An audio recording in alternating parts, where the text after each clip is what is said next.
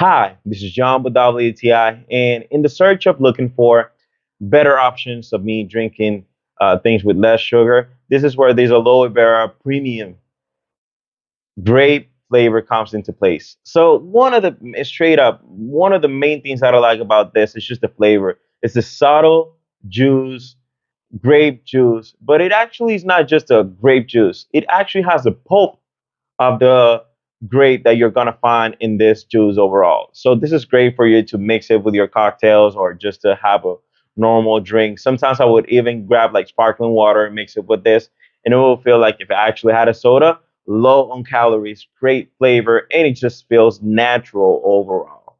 So if you're looking for a great alternative of just not having soda all the time, this is a great one for you.